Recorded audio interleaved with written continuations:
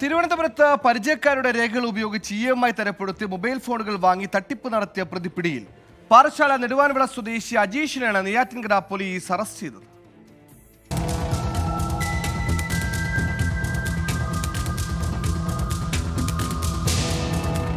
പരിചയക്കാരുടെ Aadhaar card, PAN card, passbook വിവരങ്ങൾ നൽകി തവണ വ്യവസ്ഥയിലാണ് അജീഷ് മൊബൈൽ ഫോണുകൾ വാങ്ങിയിരുന്നത്.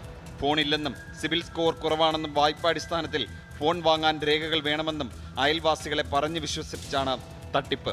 പാറശാലയിൽ മാത്രം 20 പേരിൽ നിന്നും ഇയാൾ രേഖകൾ വാങ്ങിയിട്ടുണ്ട്. 20,000 മുതൽ 90,000 രൂപ വരെ വില വരുന്ന ഫോണുകളാണ് വാങ്ങുന്നത്. രേഖകൾ നൽകുന്നവരെ പരസ്പരം അറിയിക്കാതെയാണ് ഫോൺ വാങ്ങിപ്പിച്ചത്. EMI മുടങ്ങിയതോടെ കടയുടമകൾ രേഖകൾ നൽകിയവരുടെ വീടുകളിലെത്തിയപ്പോഴാണ് തട്ടിപ്പ് പുറത്തറിയുന്നത്. ഇതോടെ തട്ടിപ്പിനിരയായവർ വാങ്ങാത്ത ഫോണിന് മാസം തോറും തവണ അടയ്ക്കേണ്ട ഗതികേടിലായി.